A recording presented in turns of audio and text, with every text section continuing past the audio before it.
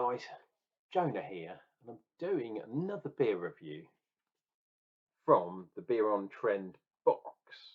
But this one is for a special dude. This one is John Cook. Yes, it's you. I'm talking to you, dude. Going through some hard times, got some battles ahead. So I'm definitely raising a glass for you today, brother. Yeah, John, we we kind of lived reasonably near together, but we weren't like huge best friends or anything when we were at school. However, we did go on a summer camp together, and yeah, he was the one that introduced me to Guns N' Roses, Appetite for Destruction. Um, Nicked the tape off him. Well, he lent it to me, but I definitely had it for longer than I probably should have done. Listened to it over and over and over, and like, you know, someone that introduces you to a band like that is just amazing. So keep up the fight, John, and yeah, good luck to you, brother.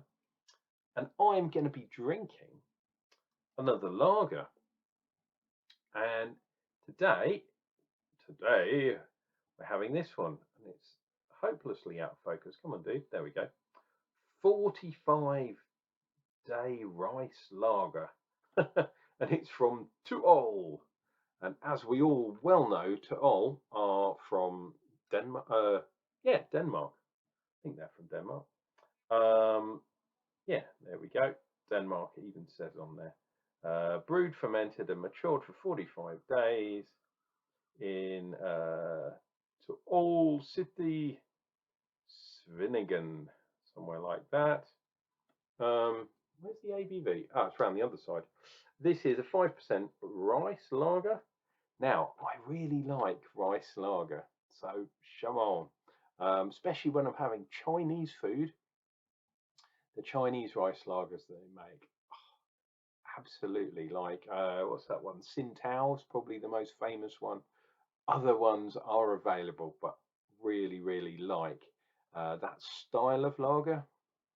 As you well know, because I said it last time, if you haven't watched the video previously, you should subscribe, like, and all that kind of jazz. But yeah, I like the Bohemian style. If we're looking at European lager, but rice lager, come on. Right, let me open this bad boy. There we go. And from what I can understand, there's a lot of different forms of Tetanang as a hoppage in this bad boy. I'm going to go for this pour.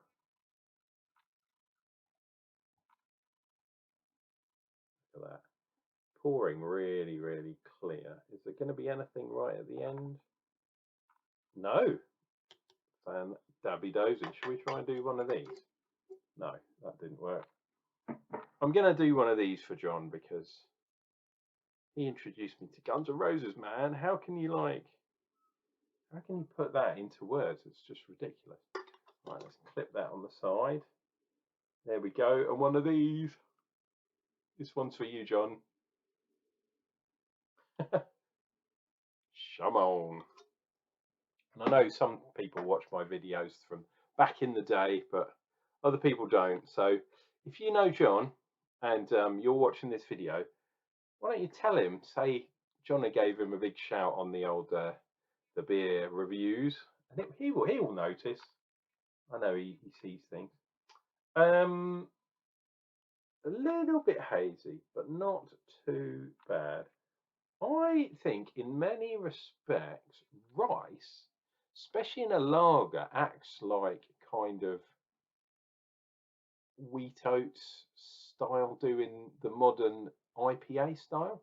They make it a little bit hazy, but they also add a lovely creaminess. Not surprising, you can get oat milk if you don't like cows.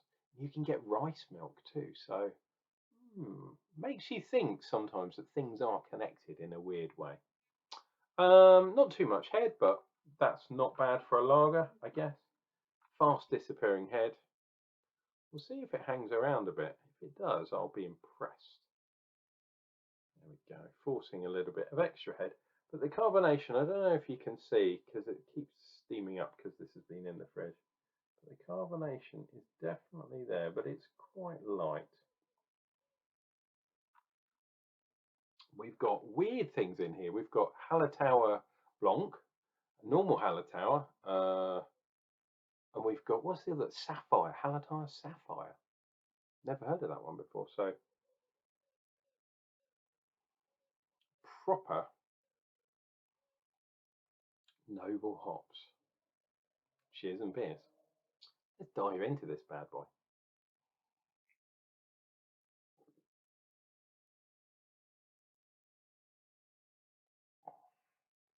Cheers to you, John. I hope you get better soon, man. You're one of the good guys. Lovely, lovely, smooth. It's hard to put into words. The action of the rice, it gives a creaminess, but it's not as creamy as the kind of milkshake kind of IPAs, not stout. It's kind of that thing. Unless you've tried it, it's like, that's weird. But it makes things smooth. It makes things a little bit creamy. Very nice indeed. Mm.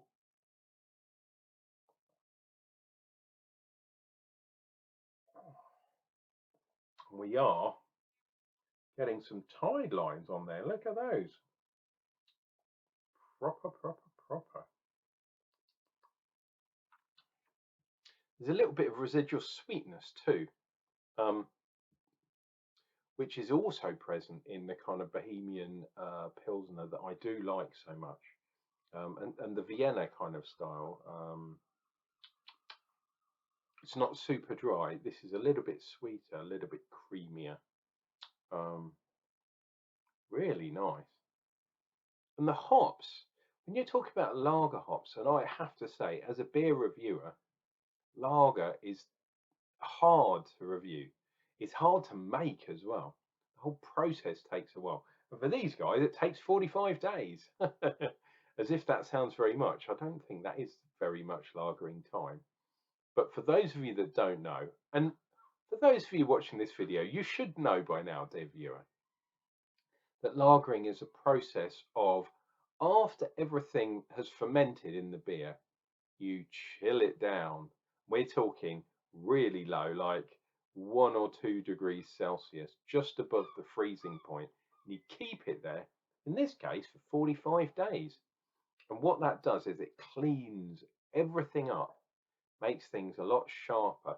So if you've made a mistake in your brewing process, sometimes you can bung, especially with IPAs and things like stout and stuff, if you mess things up, it's lost because there's so much thick taste and craziness. Or in IPAs, you bung some more hops in. With lagers, there's nowhere to hide. Everything has to be bang on, and this one is a really nice one.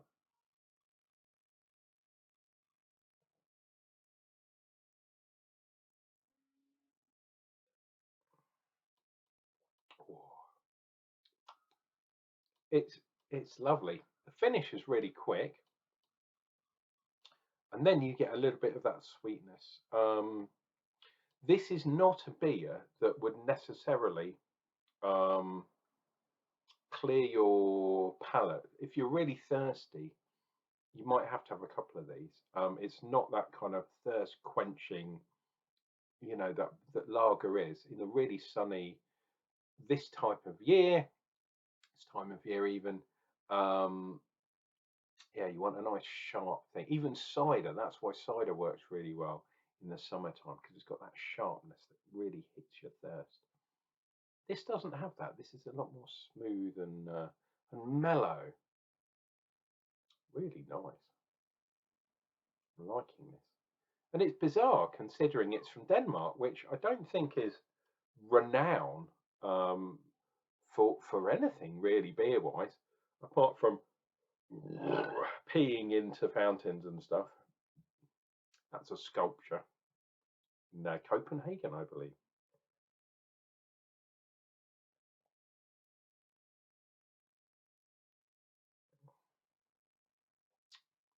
there we go. That one has finished. Beautiful, beautiful beer style. And to all, whether it's a can, zoom in, or in this case, yeah, in this case, a can, but a can or a bottle, they do kind of go a little bit utilitarian sometimes.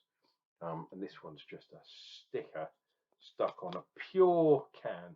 You can't get more can than this. Silver, silver, silver, or aluminium, I should say. But yeah, really, really nice one. John, I really do hope everything goes well for you, my friend.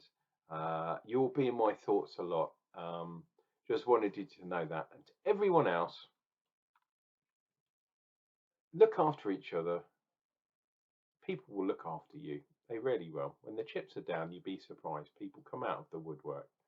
Um, Cheers and beers, and we'll see you real soon for more beer reviews and more Uncle Jonna nonsense.